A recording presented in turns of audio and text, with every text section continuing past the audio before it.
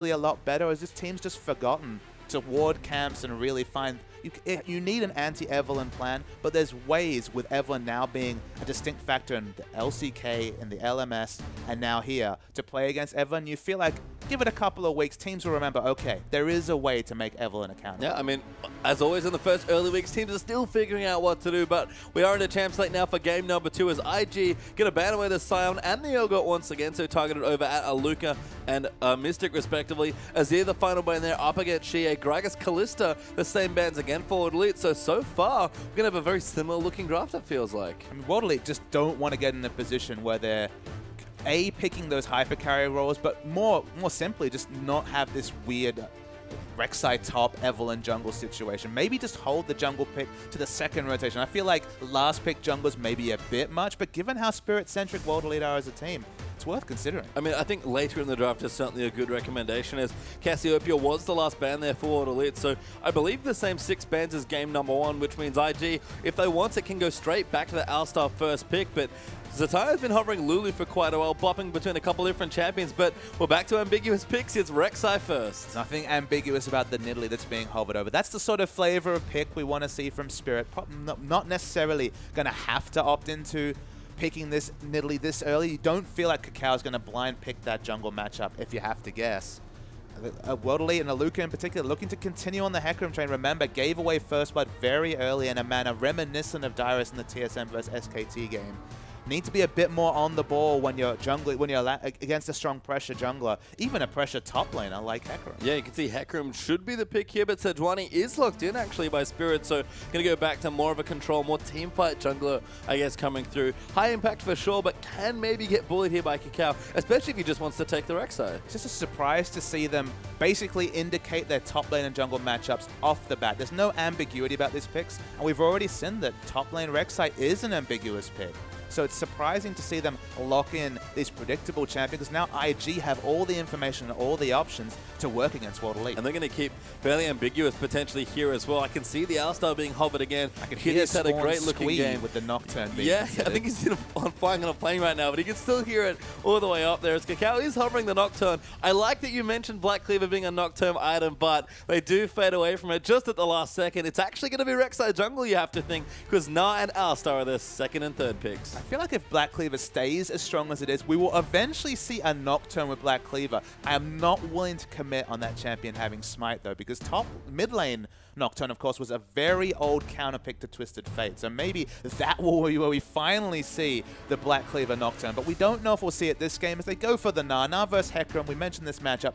Very strong matchup for Na. And again, another strong laning matchup for IG in the top lane. And I think that's important for Zatai. He's shown a lot of promise, actually, when he can bully the enemy laner. We've seen his Karthus. We've seen his Fizz do crazy things in those particular matchups. But World Elite going to go for a bit more teamfight potential. They're sort of already locked it in, I feel like, with their first 2 picks, but they'll complement it a bit more with Janna and Sivir. And we mentioned the Sivir and the fact that Sivir would have really strengthened their comp they had in game 1. The Kog'Maw was maybe just a bite too many when it came to looking into their late game cherry pie. In this situation, that wasn't really a phrase, but I said it anyway. I enjoyed it. In this case, you've got the wave clear coming through, so now suddenly Kassadin is a viable last pick coming through, or a hyper carry in general. You don't need wave clear in the mid lane as much as you did before, because you have the Sivir who, if you can rotate well enough, if you get the advantage in the early game and you make the enemy rotations predictable, Sivir happy to hoover up those minions. Yep, I like the last pick mid laner here for World Elite that they'll be picking as their final pick, but IG got a couple more picks to consider. Rookie will go back to Orianna, but Kid, an old favorite for him. It was Ezreal in game 1, why not Vayne in game 2? And we've seen a lot of Vayne recently over in Korea. I don't know if I like it. It hasn't been winning a lot. Alistair Vayne, a lot of kill pressure in lane, but often needs to lane swap just because the level 1's very painful. If you don't get the all-in, you just struggle in a lot of laning matchups. It's not an ideal matchup against Sivir, and now Janna is going to be the matchup. But if they opt into 2v2, which has been the consistent trend with Alistair Vayne, it can go well, but it can go oh so wrong as well. I think even more than last game, they'd love a lane swap here for the Vayne Alistar. Split this lane up, give Vayne a safe spot to farm. Let Kitties just go and roam with the Alistar, but it is the Vladimir last pick here for World Elite, so Shia going to go back on his, I believe, undefeated champion. one of those amusing situations where because World Elite have that Smite Hecarim, they're actually quite happy if they end up getting lanes swapped on because, of course, the Hecarim's going to get so much more jungle follow. It's going to avoid that tough Gnar matchup and get through the laning phase much more safely. So I don't think World Elite or IG really have a massive advantage either way in terms of the lane swap or the 2v2 matchup. There's kind of advantages and disadvantages both ways. Yeah, we're going to go through the matchups now as well. So Ty in the top side, going to have a perfectly serviceable, if not good matchup against Aluka's Hecarim. I mean, in terms of 1v1, if we do see that matchup, it's great for Gnar. Can happily build either the Frozen Mallet, which started to see popularity against Hecarim, or maybe just the Black Cleaver with the strength of that item on this patch, and just try and boss around the horse. See there as well, Sejuani for Spirit with Rek'Sai there for Kakao's rookie. Back in Orianna for another matchup, but a very different one this time in Vladimir. That was the last pick, was the Vladimir to go into mid. It's just going to be a farm fest coming through. In the late game, it's always a question as to who's stronger. I'd probably give the advantage to Vladimir, but still, you need those double escape summoners usually to get those consistent AoEs onto the backline. Yeah, Kitty's and Conan, of course, the supports again. Pretty similar stuff. Kitty's actually the same champion from game one as he will pick up his Alistar. And Conan going to go back to a bit more defensive support now. Take away the Janna. I mean, you say that Janna is a defensive spot, and in a lot of matchups it is, but just adding extra flat AD onto a Sivir, going to be a lot of lane control that Vayne and Alistar will struggle to match. Only one ranged auto attacker being the fairly short ranged Vayne, but of course has similar auto attack range to Sivir. You just don't have anywhere near the same pushing options that a Sivir No, does. and again, that lane swap has to be crucial here for these two teams. We've seen the power of Alistar roaming across different regions. Vayne almost feels like a requirement that you need to get that 1v1 or 1v0 lane. So how deep are IG willing to go to get this swap? That's my question. I feel like OMG and Split 1 of the LPL was the only team to really perfect the Vayne strategy, which was get Uzi into that 1v0, ensure that his excellent freezing mechanics meant that he could first back for Blade the Ruined King. And look, if you spawned with Blade the Ruined King, Vayne would be one of the best champions in the game. But that early laning matchup, so many different machinations in terms of lane swaps and just avoiding a 2v2 that will be painful if they have to opt into Well, it. we'll see how the Vayne gets done as IG and World Elite going to go head-to-head once more.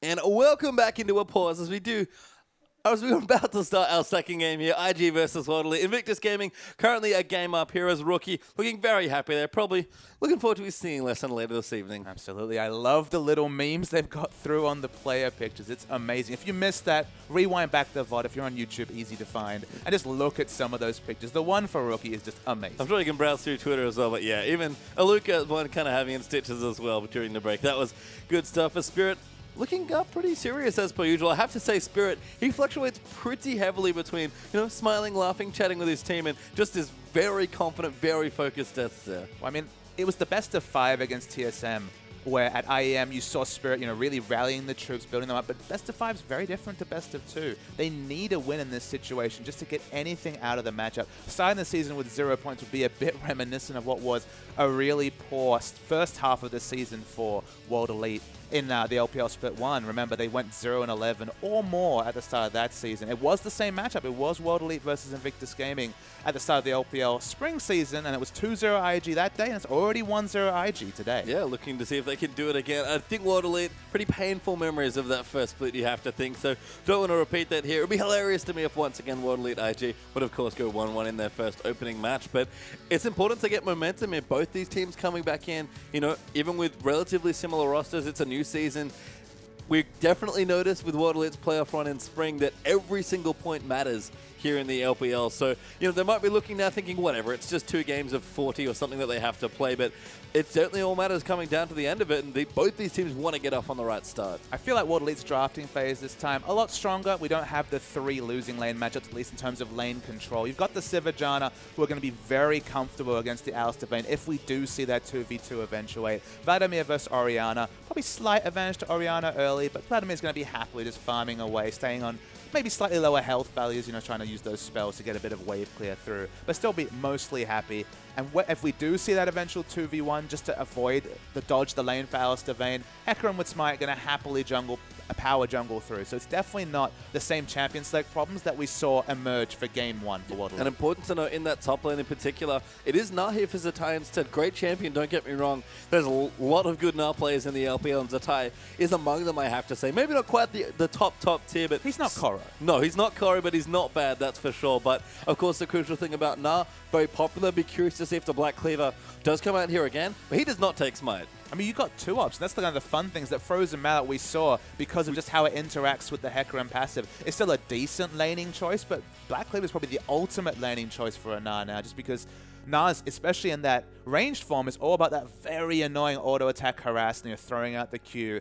I mean, you stack up that Black Cleaver super fast between the Hyper procs and the Q coming through. Any instance of physical damage, shredding that 5% of the armor. So it's going to be very strong. And then you have the 20% CDR, so suddenly your spells, and specifically your escape, is on a much shorter cooldown. Very hard to itemize CDR for these no-mana champions like Nah, for these tanks, and it just fits so well. So it's probably going to be the split push focus. That's the thing you can say about both Frozen Mallet and Black Cleaver. It's what I tried to say about the Black Cleaver Rek'Sai when they tried to opt into a dragon fight. In a true dragon fight where you're expecting your top lane to initiate and be tanky, Black Cleaver, Frozen Mallet, not a lot of team fight statistics, just the health coming through in that case.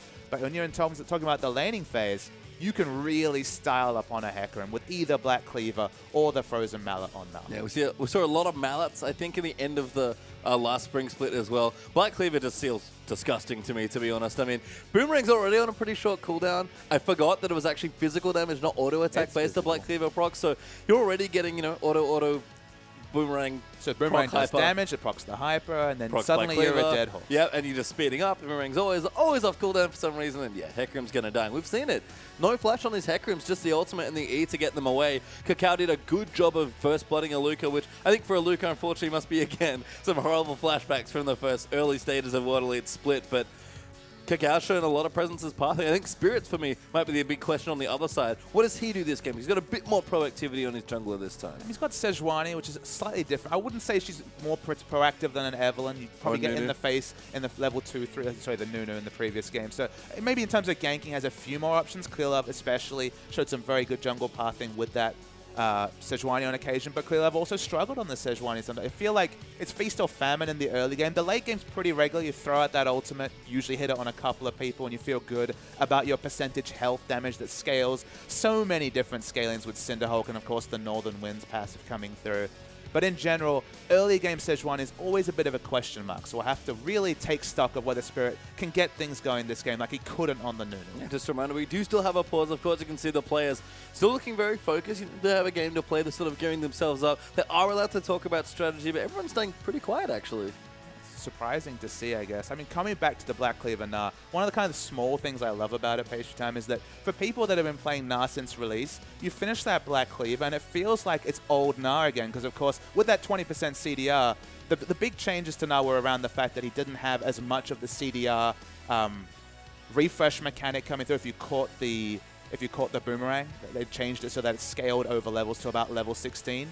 Now when you have Black Cleaver with 20% CDR, it's old now. You catch it, it's available again. You just can't get away from the Nah if they keep hitting that skill shot. Yeah, that was sort of my worry here. Is it seems like we are going to be onto the Rift here soon-ish, soon enough. Not yet. Sorry to spoil it. You got too excited there. I'm sorry. You came in strong, and then it just wasn't. Well, it'll be up fairly soon as we might be available here between these two teams, but still looking strong. I mean, Nah, Black Cleaver Nah, as I said, not something I've personally experienced yet, but I'm sure people in our high-level Chinese solo queue have, and I think it sounds awful. It sounds awful to play against. It is awful. Get in solo queue. Queue up against the Nah. You'll find the Black Cleaver. I don't want this to happen to me now. Stick to Lux then in the mid lane. Yeah, I don't think the Black Cleaver Nah in the mid lane's really going to get it going, but we'll see. I mean, Zatai, again, someone that does like to bully people in those top lanes. On the Rek'Sai, I have to say, did a great job aggressively trading with Aluka. And that was the thing. It looked like he wasn't getting much done. Then the late game, once that CDR really got rolling, I believe he had 30% with the Spirit Visage as well. He was just everywhere. That was the key factor, is that you had so much global presence. Okay, it's not going to be global presence, but there's realistic 1v1 kill pressure. Black Cleaver Nah against the Hecarim. Well, we'll see what Black Cleaver Nah can get down. So it seems like we're going to hop onto the Rift.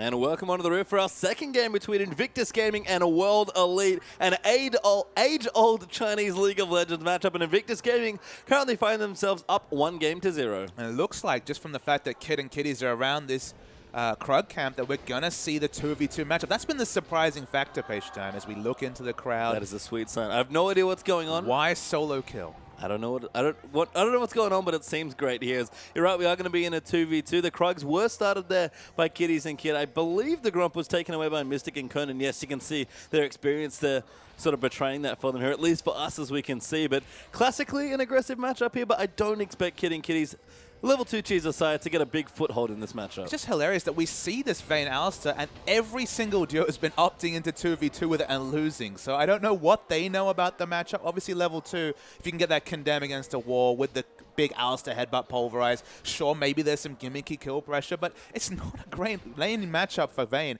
and Vayne is certainly not a 2v2 champion, at least in this meta. Yeah, especially with the Sivir and the Janna that you mentioned in there as well. It's been a long time since Condemn has been that good that you can go into these 2v2s, but Rookie Vashir is going to be our mid lane matchup. Vladimir doing decently as Rookie, taking quite a lot of damage to arrest control early of the matchup, hitting level 2 first. But once again, Rookie right up towards the enemy turret, pushing the wave in and harassing you. That sounds like the Rookie we've seen last season. And it's certainly not Orianna versus Cassidy in terms of how bad a matchup it is for Jia, but it's not a great one either. You have to consider that it's not until Jia gets a Hextech Revolver and specifically levels into Tides of Blood before he's ever able to counter-push the wave. It feels like, to some degree, he has to use the transfusion on the enemy champion just for any sort of lane presence. Otherwise, he's going to get chipped away under his turret by Rookie. So it's going to be still a painful laning phase, and there's not a lot of kill pressure when Spirit comes in pre-level 6 ether. Yeah, you can see Zatanna in his lane. He'll be 1v1 against Aluka, which he'll be happy about as well. We'll have to keep track of where they're going with the build, but Zatai actually early on with a Doran's Blade there, so wanting to be aggressive in his matchup. And there's kind of two schools of thoughts. I think you go with the Doran Blade just because, again, you're basically a ranged Teemo when it comes to that ranged form. But you could go Ruby Crystal because, of course, you build so well as the back cleaver. Out of double Ruby Crystal, you can turn that into Phage Kindle Gem very happily. So I think you go for the Doran Blade, in specifically a laning counter matchup like Hecarim versus Gnar. But you do have that flexibility in some situations. Just pick up a Ruby Crystal quite happily. Yeah, Cacao actually looking to take both Scuttle Crab, so great pathing here for Cacao. Spirit might find himself slightly behind. Spirit's actually invaded for the walls, but was spotted by some Tremor Sense there for Cacao, so he has a decent idea of what's going on. But as it looks right now, it's a bit hilarious. They're kind of vertically trading the other junglers' jungle camps. I think the big reality is, remember, this is, of course, Jungle Rek'Sai this time, has very strong games with the Flash on Burrow. In terms of the laning matchups, Gnar going to beat Hecarim early. Orianna's going to have control over Vladimir. So in this top side of the map in particular, you can't even really look to fight for this Scuttle Crab because every factor is working against you if you're World Elite. Yeah, and it's the bottom lane that I think Spirit has to look for here. We mentioned it already. Not a stellar looking matchup here for Kid, but he's actually ahead in CS here so far. So playing pretty far forward in this lane, getting aggressive. It's paying off so far for Kid. And it's one of those matchups where you feel like Mystic has to take control of it at a point and then not lose it because there's always kill pressure if you overextend as a Vayne. And maybe it's just a situation where the World Elite are actually afraid of the jungle pressure from Cacao. Yeah, quite possibly as Kid gets some good harass down as Conan forced to shield himself there just to wipe off some of the Silver Bolt's burst. And Kid and Kitty's probably the scariest thing is they're pushing lane, even going in aggressive as Conan going to take a couple trades there as well. Mystic, though, goes in aggressive as a result and really punishes Vayne. It's a pretty equal trade, but yeah, just a slight advantage coming through from Mystic. I have to come back to the fact that it's probably the lack of vision. You look down this bottom side of the map, no wards whatsoever. It's awkward to seed lane control, but Spirit's going in. Yeah, Spirit, good Q there, forcing Rookie to flash. He's low on mana as well. Does have a cleanse, but that won't help you too much against the knockup portion of Arctic Assault as Aluka going to come in there and just get a bit of trade damage down. He's actually ahead now as this wave comes in. So Ty struggling a little there. Oh, down the bottom, Kid getting low. There might be first blood, and Mystic almost gets it done, but Cacao going to find himself down here as well. And we said it might be too aggressive for Invictus Gaming's dual lane. I think they just found out why. And that's the thing, is without the wards, don't know which situation is Spirit. Spirit going in, gets condemned into the wall, though, does get first blooded, and Spirit, that was too much. Absolutely, and that's after a game of frustration, not being able to get anything done as Nunu. He thought, okay, gonna go and get the sneaky kill, flash over a wall, pick up a kill and get out. doesn't get the kill, gives away the first blood awkwardly to Rek'Sai. At least it's not the Vayne, you have to say, but still, it's a bad precedent to set in what is potentially a matchup where if Vayne gets that Blade of the Ruin King, doesn't get harassed, doesn't lose a turret, there is kill pressure there for Alistair Vayne. Yeah, Kid's gone back, actually got a Bilgewater Cutlass, so does have much more potential here. Mystic gonna get knocked up there. Kakar's gonna go for a revisit. Good spell shield and Tornado might keep him just safe enough, but Kakao does good damage, is forced to back away after smiting Mystic, though Boomerang Blade gonna come in. Mystic flashes forward for the kill, and the aggression paying off for the Korean AD carry, but Achilles flashes back in, and Mystic reads him like a book, just jukes back. Mystic played that exchange so well, Pastry Time. The crucial factor held onto the spell shield to actually spell shield the Unburrowed. That was the spell that needed to be spell shielded, because you saw, once that was down, they were awkwardly walking towards Sivir with no more CC. Of course, Alistair's cooldowns, Pulverize was what, 7-8 seconds before it was going to be available again. They had no options, and they just donate a free kill to Sivir. Yeah, Mystic goes back, gets a BF sword done there as well. So all of a sudden, the bottom lane had a lot of junglers going to overreach for a couple of juicy looking kills, and both times they have been punished. I mean, look, one of them picked up a kill out of the trade, but Sivir picks up the answering kill. So overall, first blood excluded, you give the advantage World Elite. You have to think so. As we see Xie, level 7 now on the Vladimir, does have a Doran Shield and his Hextech Revolver, so starting to get a bit more traction in this lane. Surprising, the rookie's been playing pretty passive. He's actually behind in CS in this matchup. Xie's starting to get that lower cooldown transfusion, working towards the 4-second cooldown he'll have it at level 9, but with no range pushing options, I guess the fact that Kakao has spent so much time in the bottom lane has caused Rookie to just play that much safer. Yeah, as we move back into the top lane there as well as Zatai, doing us proud for at least the first part of the item, because that is a phase that is already completed. Kitty's good knock up there, going to find himself taking a little bit too much damage. Kid now coming in, Spirit not level 6, but joining into the bottom side as well, so we might have even more pressure in the bottom side now. It's surprising to see them go for this second game, but they must have communicated the fact that there are no wards here whatsoever. Spirit's only really good for a bit of burst damage, and you can awkwardly see that the final hour is available for Vayne, so should be able to juke out the damage. But with no summoner spells up, it's a risk they're willing to take. I mean, might just take a look out of Clear Loves here and just move into the lane for some turret pressure. Actually having a roam from Conan, going to get a little bit of vision around the Dragon Pit as Xie level 8 now. No blue buff required, of course. Rookie does have his, but starting to really pressure Rookie, who's still just behind in CS. Look, Rookie will palm up. Both of these mid laners keeping on comparable terms. Just surprising to see.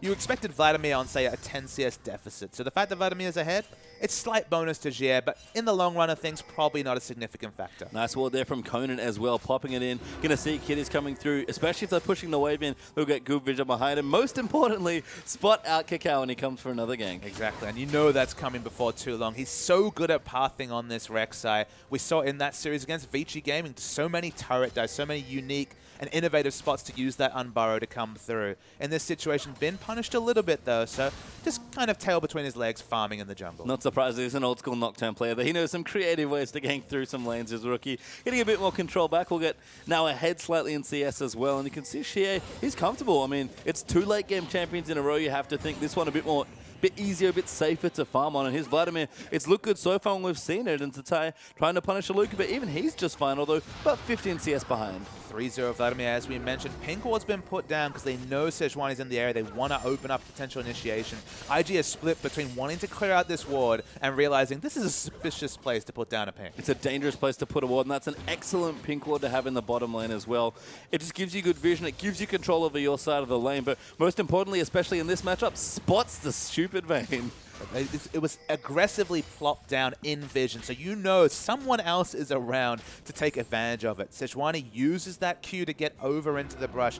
Don't know if she's actually spotted because that model is pretty big, but no, she wasn't spotted, so she was looking just to wait out that cooldown, then look for the engage, but has to back away. Yeah, Rookie going to get on top of the Raptors. The Xie is actually trying to take them away, but Kakao will join in. Should be able to collect them here as Mystic continuing to farm away in the bottom side there as well. And again, protecting this ward, going to keep moving through. Spirit looking in the mid lane for a lane gank this time around. It's going to help Xie push out the wave back towards Rookie, but Kakao also in the area. Could be fireworks now in the mid. I'm not sure that Spirit's going to want to opt into a 2v2 against Rek'Sai. I think the big thing for Spirit is cause pressure where Rek'Sai isn't, because Rek'Sai's so strong in those early to mid game skirmishes. Spirit, there's always the potential of a bit of burst damage, but it's so much more of a struggle. So try and cause pressure in other lanes. You can see from the health bars here, the trades between Spirit and Cacao not going great for Spirit. Yeah, very sneaky Cacao, forcing Spirit away, just gets away on a sliver of health, but Cacao starting to get some tunnels down, applying more pressure, and I like what he's doing here. You sort of alluded to it already, but he's basically just tracking Spirit as best he can as Shie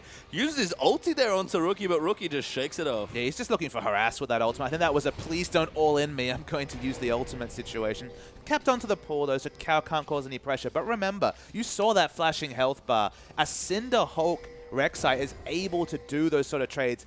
It's a full tank trade, still so landslide in the advantage of Rek'Sai in the mid game. That's why you saw so much pressure from Spirit down, but not interested in these 2v2s. And this is one of the things that we identified about Sejuani is that, sure, she's tanky in the late game with the Cinderhawk, does good damage as well with the health scaling on Northern Winds, but that takes time to get to. You need to farm to that spot. You don't just sort of wake up with tank stats. Your base stats are actually significantly weaker than some of the other tank junglers. That's why we were surprised when there was, say, Lee Sin versus Sejuani matchups where Lee Sin wouldn't try and get in the face around level 3, 4. Not a lot of junglers can still go into the jungle of a Sejuani at level 7 and be able to have the same sort of kill pressure or harass pressure. But Rek'Sai is just so strong in the early to mid game that you can still extend that window where you can just go piggy hunting. And that's exactly what he's been doing. Spirit's been tracked by Cacao all game long, and both these junglers play very similarly. They look happiest when they're in their opponent's jungle, and so far in the series actually, and especially in the early stages of this game, that's been all Cacao so far. I mean, these matchups we've been talking about, Vladimir competitive against Orianna, Vayne though awkwardly very competitive against this Sivir. I believe at this CS value might actually be able to back and get that Blade of the Ruin thing or be about 100, 200 gold away. Yeah, 2100 gold, so can confidently pick that up. And then suddenly in a long lane, both of these champions have those speed up mechanics, the fleet of foot, and of course Vayne's passive as well. When you use the Blade though, you use it at the right time. Significant kill pressure on the Sivir. Yeah, Blade's even got a little better, I believe, as well on the patch. So, I mean, I can see why it's a popular looking pick, especially for a kid who's a long-time Vayne player here as well. I mean, Mystic also close to his Infinity Edge with about 1800 gold banked up when we last saw him. So both these AD carries going to look to get their first big ticket purchase and then probably look for a dragon fight, because once again, we've got a very slow first dragon here. Surprising to see. You'd imagine the team with Rek'Sai on the side would be the one trying to opt into that early dragon. They should have had lane control mid. Haven't really had that, but it's been at least equalized. But when you pick such a weak bottom lane, you're not often in a position where the enemy's recalled first. When you're Vayne against a Sivir, it's usually going to be Vayne trying to push in a wave and then desperately get back to turret before it's exploded by the ricochet damage. You're not often in a position where you can wait for the enemy to back first and then take the dragon. There's been no free dragons this game. Spirit getting onto Cacaldo, but Zatai kiting around. Actually, good ulti there coming onto Aluka. Damage going to move through as the knockup comes in. Ulti's a little short, but does get himself to safety, and we actually missed it through all the other lanes. That Black Cleaver is already done for Zatai. The Black Cleaver damage is so big. She is worried about a turret. I've used the ult early. Yeah, Conan's in here as well. Does get a tornado, but Rookie just guides his way out of it. Still clears out the waves. Top tower's going to go down here for IG, and all of a sudden, a slow-ish game here as Cacao takes away the red buff as well. World Elite lose everything on the top half of the map. And this is the thing. You've got a losing top lane matchup, and Spirit just has to watch, sadly, as his buffs are taken away. He tried the aggressive move, gave away first blood, and now doesn't even have control of his own jungle. You have to feel like, once again, it's going to need to be a late-game scenario for World Elite to really get rolling, because specifically the bottom lane, the one lane they've chosen a winning matchup, is going even at best. Yeah, and Rookie's now taking control of the mid lane matchup. I saw constantly poking Shie out with his level 11 blue buff Orianna that's got 150 CS almost here at the 15-minute mark. Rookie, again, we talked about him being a big bully laner, loves to 1v1 people. He's been left alone for these first two games, and it shows just how good he is in these situations. And the big worry for Jie, the reason why he's had to use those reactive ultimates, is that he needs to keep Tides of Blood stacked up this whole time to have any sort of AoE wave clear. So of course it's doing, chipping away 80, 100 health you take every time you keep that 4 stack going. Suddenly, Rookie walks up to you and you're worried about a turret dive. You're worried about the Cacaos all over your jungle. So just trying to stay competitive in the mid lane by keeping up those Tides of Blood. He's been punished. He's been caught between two strategies and just loses his turret. It's a very smart movement from IG. Getting control of his topside jungle has actually won them the mid lane matchup. Yeah, Rek'Sai just has so much implied pressure. Back in the day, it would have been Cacao just physically ganking Rookie's lane to get him ahead, but just the implied pressure so far is enough to make World Elite play pretty scared around the mid side. Dragon's going to go to them as well. It's quite late here, but Cacao, he doesn't mind. I think I said that it's a matchup of two junglers between these two teams, and they both love to dictate pace. Right now, Kakao has dictated the entire time. And look, moving to the LPL, you definitely say Spirit had the better spring split compared to Kakao. But previous to that, Kakao was seen as perhaps the strongest jungler in the world, specifically in terms of pathing, was probably the best at jungle pathing in the history of League of Legends. So the fact that he took so long to warm up in the spring split was a surprise. But he's come out really strong, in at least in terms of the jungle matchup in this first game. And make no mistake, you know, there are great players on IG here. So with the roster finally settled, Zatai's coming to his own. Rookie's always been a strong player, has been allowed to shine. Even Kid, the ever-consistent duo lane there with his partner Kiddies, had, you know, some performances. Now back on his vein, you know, feels comfortable playing some of his old-school champions that have a bit more of a carry feel to them. No matter how IG play, this is Kakao's team, and it shows. And it's one of those things where, look, this game is a snapshot. I'm not going to say now, okay, now Kakao is a much better jungler than Spirit. Because, I mean, World Leader made it hard for Spirit, specifically with this drafting. In general, he's had multiple losing lanes to deal with. All lane matchups haven't gone as expected, and he's been punished in a lot of ways. Speaking of punishment, very nice trade coming through from Kid, but when you've got these difficult matchups, when you're not picking an assertive champion like Rek'Sai, when you're on Sejuani duty, there's only so much you can do if you're Spirit. We'll have to see how it shakes out. Xie in the top side trying to get a gank down onto Nawa. That is a tall order now with the Giant Spark completed. No boots, by the way, for Zatai, who's just never left the top lane, it feels like. 50 CS ahead. There's just so much kill pressure as well. You noted before. You saw that trade when he just got a fresh Black Cleaver. You have to remember, of course, the ultimate, the Nara ultimate does physical damage, 30% shred between all the auto attacks into a massive burst of damage. You're seeing it here. Aluka basically has to use that ultimate defensively most of the time. Is Orianna going to rotate first? Maybe. That was a sick hop, by the way, for Zatai, who just gets him with the last fragment of house there as well. Not quite enough to kill Aluka. Rookie, he was waiting for it, but doesn't quite get there. It's Kakao, with his ultimate down, actually gets to the mid lane and starts pushing it. Yeah, Rookie probably a bit sad he didn't go for the Ghost Flash approach. He would have been in position to get a turret dive down. It was actually just feigning aggression was Aluka. He didn't have anyone come out. Was surprised to see him play so aggressive. It worked out in the end. He lived, but this top lane matchup's not going happy days for Aluka. No, and that was the matchup we expected to go wrong. And you said neutral in the bottom lane, not what you want with a Vayne lane. Mystic got that one kill, but he has not been able to get control back of the lane with Spirit. Maybe just with that first blood sort of holding all the momentum in mid lane as well. Xie has been competitive. He's actually caught back up in TS now as well, but Rookie is just dictating to him time and time again. And if IG's games go the way where Rookie dictates the mid lane and Kakao dictates the rest, IG are going to have a really strong season. But the crazy thing is that Kid's been dictating the bottom lane to somebody. That was never supposed to be a possibility. Remember, this is Janna Sivir. You might think, okay, Janna, passive lane.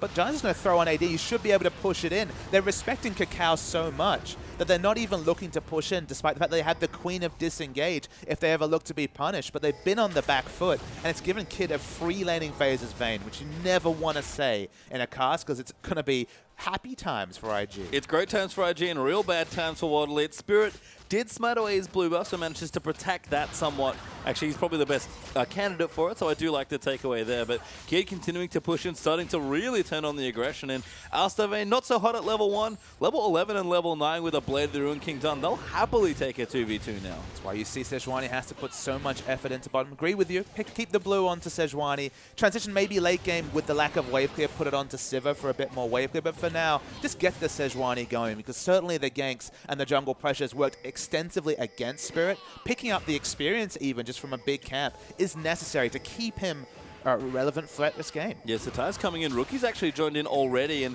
Xie has spotted twice now by wards trying to rotate in. The red buff going to be the next target. No smite here for Spirit's going to give that over to Kakao, and again, Spirit just losing so much here as Rookie just starting to leave his lane and still staying ahead in CS. The gold lead's actually quite big given this present patch. 3.8k, it's the 2 turrets, but it's just been all the extra CS, all the extra jungle camps. 74 to 54 is this CS advantage just for the Rek'Sai, and then in the all the other lanes, you're either competitive or way ahead. Yeah, and Zatai didn't quite get a chance to point it out yet. I do like the Black Cleaver that's coming through as Mystic actually pops his ulti. Rookie's the pick that they want here. Spirit trying to find an ultimate, but Rookie just uses dissonance and walks away. But will World Elite be able to take any sort of structure from this? They haven't got the outer turrets. Very healthy. The Mystic with free time should be a lot of turret damage. Yeah, good damage there, but Kakao and Zatai coming through. Mystic gets tagged by a couple of slows there. Spirit's going to have to try and peel it off. A good tornado from Conan will make it happen. Xie pops his ghost. He's trying to peel away and keep the team safe. Aluka forced to run back as well. And Invictus Gaming pop a full few cooldowns and force World Elite back to their mid turret. Zatai is really good in his management of the Naba. Just wasn't an obvious engage option there. Even with Flash available and a bounce into the creeps, would have been too optimistic to look for a kill. So he's going to go up to top, keep up the split push. Dragon's 50 seconds away. Given the tie of this game, it should go to IG. And the fact that Zatai is kept in this lane for as long as he have with his Black Cleaver is just crazy to me, because he's going for a Frozen Mallet as well. That's really crazy. The thing about Black Cleaver and Frozen Mallet, that the trade-off you make is it's great in the 1v1, average to bad in the team fight. I mean, he's going to have a lot of health, that's for sure. He is. I mean, maybe need some resist to support a bit to tie. You get Mega Gnar resist, that's still something. But sure. then you do have kind of a window there. The interesting thing about that is that sometimes people think of too binarily. But speaking of binary, yeah. Kid's going aggressive. Kid is going aggressive. Koning will find him though. Kid, once they go in, Kid is looks for the combo, just missing there onto Mystic. But Kid turning it around, exhaust down as well, kills him through the Monsoon and the exhaust a little late there. And Kid, aggression pays off. But that's what happens when you have a free farm Vayne. Is you're surprised at the trade damage. There were audible gasps in the studio here because you don't see Vayne doing that sort of damage at 22 minutes because they don't normally have 216 CS. Yeah, Phantom Dancer almost completed as well on top of that blade. And Zatai even teleporting down, going to get more pressure in. Blue buff is coming back up, I believe, in Rookie. Apparently he wants it. But World Elite have nothing going for them. Sivir doesn't have any. It's just dying in lane under a turret. Vladimir's been pressured out by Orianna. We don't even need to talk about top lane. That was always going to be the case between Gnar and Hecarim. And Spirit's nothing he can do on the Sejuani. We were expecting him to go greedy. He thought about the Nidalee, but Sejuani Judy, I don't think it's going to lead to a victory for World Elite. Not quite yet, and if you just heard that sound, that was IG taking their second Dragon. Xie a little too deep now. Does use his pull Shockwave. Very nicely timed, but Xie with a nice flash to get himself to safety. Look, it's another flash down. Suddenly it's going to be that much harder for Xie to get damage onto the back line. IG taking over both sides of the jungle. It'd be surprised. Wow. Yeah, Phantom Nets are done as Rookie eats an ultimate, I believe. It cleanses out of it. Very good summoner spell against this lineup. They're still going in. Rookie, great flash there as Kakao gets a double knockup and takes some damage, but the shield will keep himself. Kiddies will rotate back in to protect this turret. Zatai's even here as well. So is Vayne back with the Phantom Dancer and some double longswords. I don't know if World Elite can pressure this. Well, look, this is a better scenario than Zatai up top with literally 2 laning items. They cannot deal with split push. No, it's impossible. He's so tanky, does so much damage, and can apply a consistent slow. But in a team fight, given how strong the rest of the team is, they might still go in for it. You can see Xie, he does not want to eat a single auto attack, and he does. Kiddies find him as well. The Tiger going to go in. Good tornado from Conan, but a flash 3-man ulti will find him. Kid's going to get the first kill. Conan gets in onto Jana. That's a double kill now as well, coming in onto Kid. And the Vayne is being unleashed by Invictus Gaming. You can see that Zatai has been practicing the Gnar in the offseason. He was good at the laning, but was never good at maintaining the rage bar, specifically having the Gnar bar up for team fights. It's what I was alluding to, is that you do get those resists in Mega Gnar form, but if you can force fights around Mega Gnar, if he's exhausted, suddenly you only have health. But if you're going to manage it like that, free objectives like Baron should be the result. Nice stuff from Zatai. Absolutely. Baron's going to go down. We talked about the ridiculous Baron damage in the last game. Blood of the Ruin King Vayne with a Phantom Dancer already at the 24-minute mark. Baron just melts there under the pressure. Yeah, the hyper damage and just the AD coming through from both Frozen Mallet and Black Cleaver meant a free objective. And it's been a sea of free objectives. Just watch Zatai. Has a lot of rage. The combo comes in, and the flash auto onto 3 members was massive. The damage was massive, and Kid's free hitting, so you know things are going well for IG. Yeah, good initiation there by Zatai. Not a whole lot of cleanup required after that from Kid, and maybe you heard us. We talked about it. He's not that big of a carry player, but looking just fine so far at 3-0-1, and to be fair, playing cleanup duty quite nicely. I guess the question mark for me is here, is the bottom lane. Do we crib notes from Kid's great play, or did Conan and Mystic misplay this lane? Because there should be no scenario where Kid is massively ahead of Mystic in terms of gold, but in this game, it's going to be considerable, despite the fact that Sivir should have had basically wave control at her beckons command between Q and W. And not to mention that the other lanes are not going well either. Let's ignore the top lane for now. We already know how poorly that's gone so far. Even the mid lane Rookie just consistently staying ahead here. Xie has done an admirable job of keeping up where he can, but he's never been allowed to breathe in that lane. He's been smothered by Orianna here for Rookie. He's now got his Athenes. He's building in towards the Void stuff with an Amp Tome, and he's got his Rabadon's Death Cap up already. Sometimes Orianna's fall behind, but I love Rookie's adaptation. No Ludens this time, just going straight for the Rabadons. I mean, we can talk about Xie. He's played well. He's done this matchup fine. Again, the problem comes much earlier. Why in pick and ban phase are they picking a losing top lane matchup and at best a competitive mid lane matchup with no CCs? It's not what we expect from Xie. Of course, he was best on the champions like LeBlanc and Ari. If you had a pick champion mid, suddenly Sejuani and an Ari, you got a lot of kill pressure. When it's Sejuani and a Vladimir, not so much. And that's why Spirit has also been losing out from these picks, because they're picking low-pressure laners. Spirit's getting invaded. Everything's falling down from World Elite, and even their true jungle carry can't do anything about it. Yeah, not on Sejuani. Just a little too much here to ask without a bit more high pressure coming through. And that Baroned up cannon minion doing some work here with 4 members in the bottom for IG. The tie in the top, he will melt through these turrets with a surprising amount of AD. What's Hecarim going to do, though?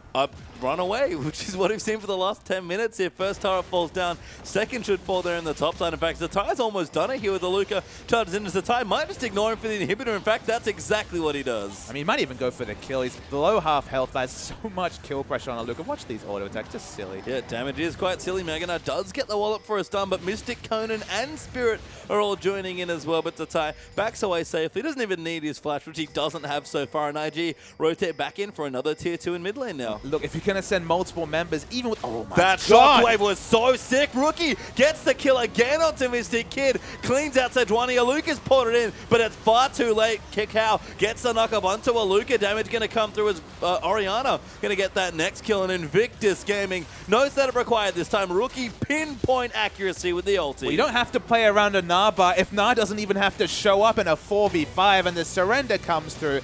Definitely necessary as IG completely smashed World Elite in the first game of the season. Yeah, you can see the game collapses there at the end with that surrender coming through for World Elite. And it was a metaphor. It was for that series. I think Smash is the right term there. I mean, we've talked about the record. IG slowly creeping back to even now. Lifetime, I believe, 35 to 47 now is the overall record. 45 to 35 is the overall record. The big issue here for World Elite is picks and bans. They were awful this game. First game, picking all the hyper carries didn't work. Slightly improving in picks and bans, but then going on the Sejuani, who was just exposed. After that first gang failed, everything working for Rek'Sai, and you can see the bows coming through in the studio because IG, they've done their fans proud. And most importantly, a 2-0 here, that's 3 points to start your season. You could not ask for a better start. We talked about it. Long season, lots of games. With those points, they add up, and IG start with the best possible result. They're going to hope it's not the 6-0 into 0-6 that we saw last split. But yes, an excellent start to the season. 3 points are always at a premium. These teams are getting closer, not further away, at least if we judge by the end of the regular split of the spring split. But at the start of this split, no comparisons between IG and WE. Their drafting and play was exemplary with IG's, and WE, they set themselves up to fail with some really poor drafting. I mean, Rookie's insane ultimates in 2 different games aside. I agree with you. World Elite